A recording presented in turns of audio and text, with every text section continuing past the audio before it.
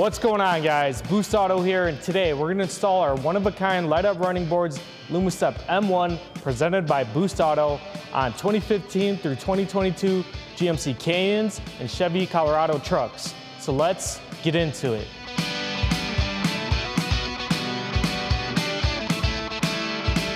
Lumastep M1 from Boost Auto is the next upgrade for your Chevy Colorado or GMC Canyon. Built with premium components and constructed with 6000 series aerospace grade aluminum, you won't just see Lumastep outshine the rest, you'll feel it too, every step of the way. Light up the night with Lumastep, brightening up your path clear as day. Lumastep features premium lighting functions allowing full customization on your truck. Build your set out and put in your order on our website today. Get your Lumastep M1 running boards and step up your game. This procedure applies to 2015 to 2022 Chevy Colorado and GMC Canyon trucks. If this doesn't fit your specific truck, don't worry. We got a separate Boost Auto install video just for you. As always, to check fitment, availability, and to purchase this or any other product offered for your truck, go to boostauto.com.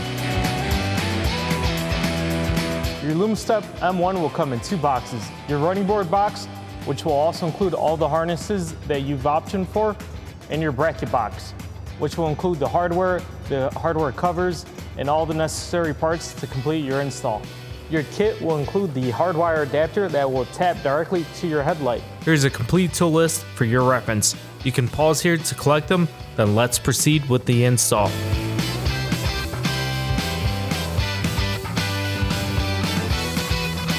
For this procedure, we're using our lift. However, it can easily be done on the ground. For this vehicle, we'll have three mounting locations. The first being at the front of the vehicle, the second being in the middle of the vehicle, and the third being all the way at the rear of the vehicle. We're gonna go ahead and mount at the front of the vehicle on the driver's side. This will be the first mounting location. Your vehicle may include two rubber grommets. If they do have them, go ahead and remove them. As you can see, this vehicle does not have them, so we do not have to remove them. At the top of the mounting location, you could go ahead and start with inserting your clip-on nut. Feed it through this larger hole to line up with the smaller hole. And now we could insert the clip-on nut right above the pinch weld. Start with mounting our brackets. Our brackets are universal and can mount at any of the locations. We'll start with mounting at the top of the bracket. Go ahead and grab a 13mm hex bolt, a 13mm lock washer, and a 13mm flat washer, and assemble your hardware. Line up the bracket and install your pre-assembled hardware at the top of the bracket. Now grab a 13mm hex bolt, a 13mm lock washer, and a 13mm flat washer, and pre-assemble your hardware. You can now mount it to the lower part of the bracket. Proceed with further tightening down your hardware. However, at this time, hold off on tightening down everything all the way because we'll be doing further adjustments down the line. With the first bracket now mounted, we can mount the rest of the brackets in the same way on both sides. Remember, the brackets are universal, so they could go at any mounting location. With all our brackets mounted, we can now install the bracket covers.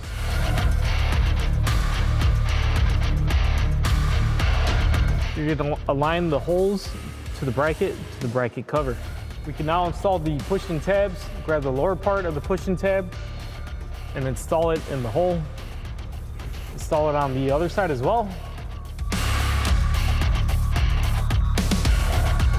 Once done, you can install the upper part of the push-in tab. With the bracket cover now mounted, perform the same steps on all the other brackets.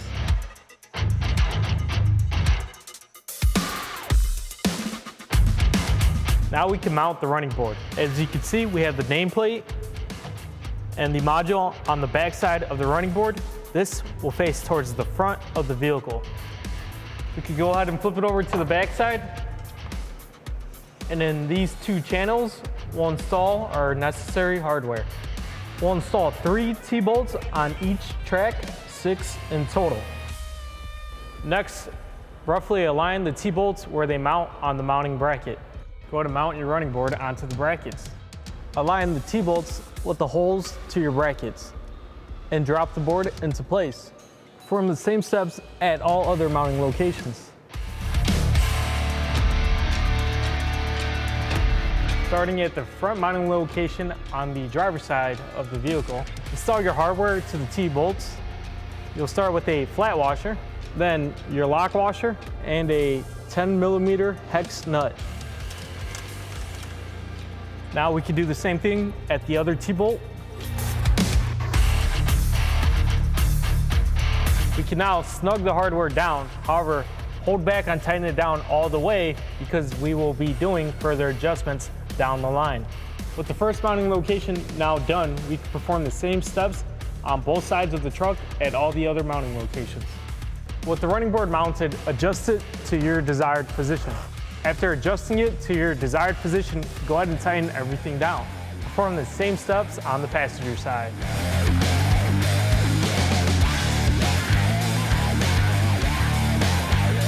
We can now install our Lumastep harnesses. We'll start off with disconnecting the battery, so let's go ahead and open the hood.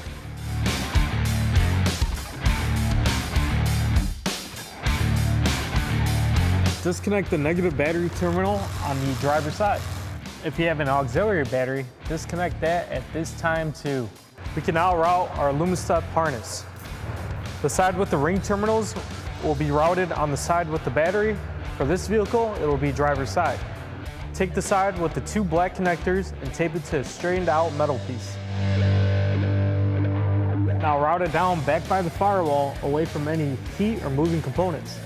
Once it pokes out from the bottom, go ahead and pull it through and untape it. Proceed with installing your running board harness into your running board module. The connectors are slotted so they can only be installed one way. Tuck the harness out of the way. Perform the same steps on the passenger side. Route the harness down to the running board, making sure it's away from any heat or moving components.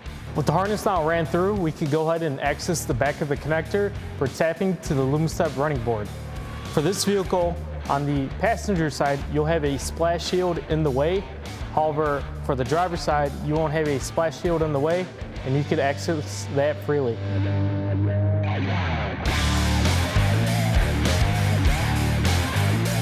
To access the headlight connector, we're going to go ahead and remove the intake splash shield that is protecting the connector. The splash shield is made up of two pieces, the upper splash shield and the lower splash shield. This truck does not have an upper splash shield, but it will be above the passenger side headlight in this general area. On Chevy Colorados and GMC Canyons, you'll find an upper splash shield piece here that's going to be held in place by the components shown on the screen. Remove the necessary components to release the upper shield. Next, here's how to remove the lower splash shield. To do so, you'll have 3 trim clips on the side of the fender, and then 2 right behind the headlight.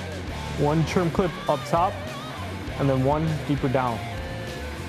Let's start under the hood with removing the upper trim clip behind the headlight area. First, want to lift up on the center of the trim clip, and once you lift up on that, you can pry the rest of the trim clip out.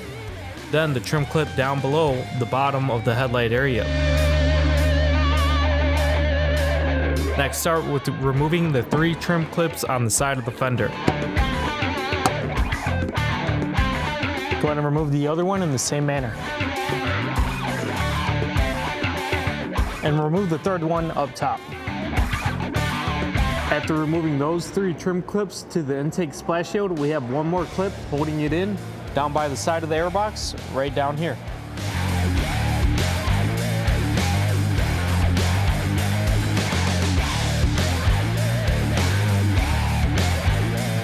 With the last trim clip removed, we could go ahead and move this hose out of the way as 1 clip here and 1 clip here.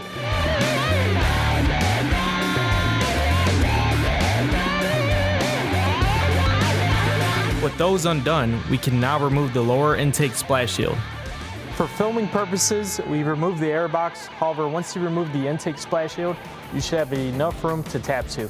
With the intake splash shield now removed, take the black receiving connector and route it down by the headlight.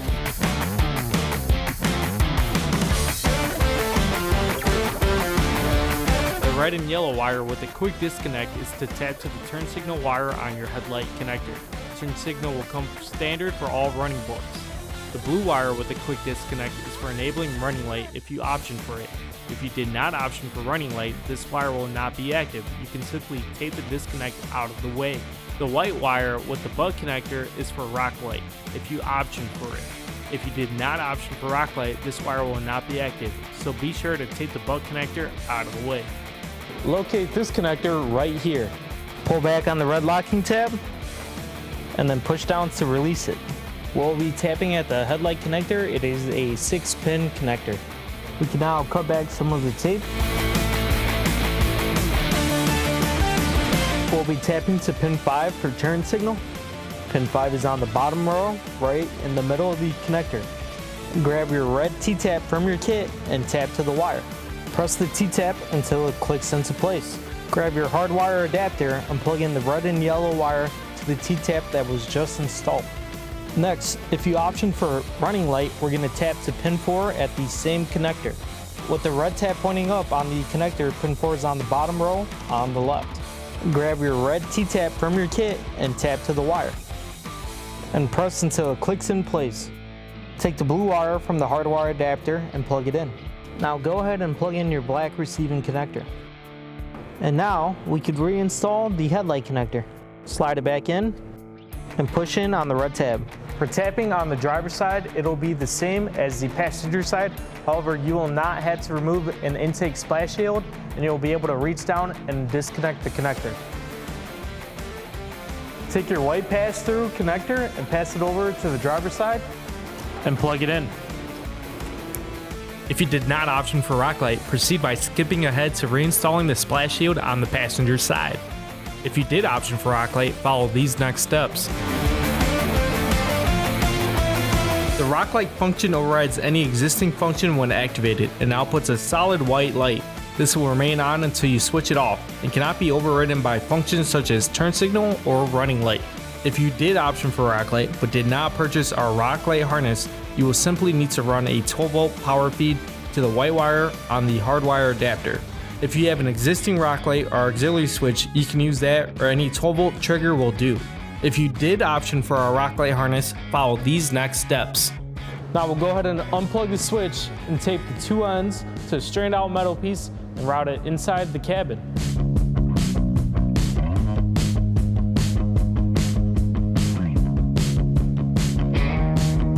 Go ahead and take your harness and route it inside the cabin. After routing the rock light harness into the cabin, you can take the red wire with the ring terminal to the battery of the vehicle that will supply power, and then one white wire to the headlight on the driver's side and one white wire to the headlight on the passenger side. You may want to have your headlight connector disconnected to have better access to the Hardwire adapter.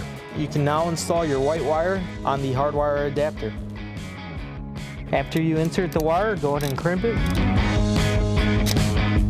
And now you could heat shrink the butt connector. And now we could reinstall the headlight connector. Slide it back in and push in on the red tab. Repeat the same steps on the driver's side of the vehicle. Now back inside the vehicle on the driver's side, pull the harness through. Now untape it. Next, locate a suitable place on the dash and go ahead and mount your rock light switch. When installing the rock light switch, the red power wire will go to pin 2, while the white signal wire will go to pin 1 on the switch.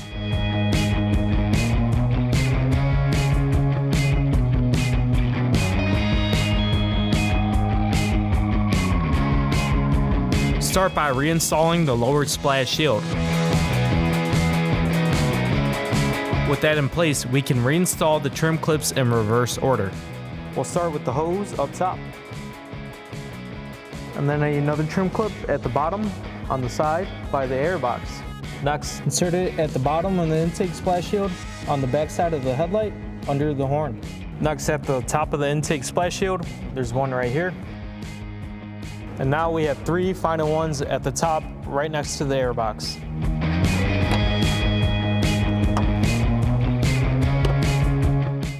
Finally, reinstall the upper splash shield.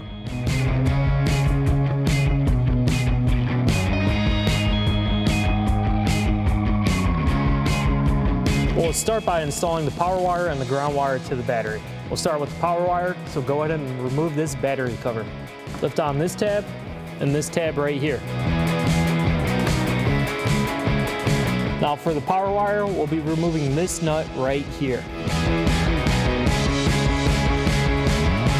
You can install the ring terminal with the red wire here for power. And if you option for rack light, you could also install that ring terminal here as well. Now reinstall the once removed nut. Now reinstall the battery cover. Now we can reinstall the ground wire with the black ring terminal at the negative battery terminal. Before doing so, go ahead and reconnect your negative battery terminal. Once tightened, go ahead and remove this nut here. Once removed, install our ground wire from our harness and reinstall the previously removed nut. Test to make sure everything is operational. Go ahead and secure the harness out of the way of any heat or moving components.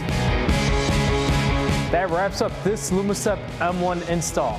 If you like what you see or are interested in any of our other products, head on over to boostauto.com. If you enjoy videos like this, subscribe to our YouTube channel and like the video. That's all for now. We'll catch you in the next one.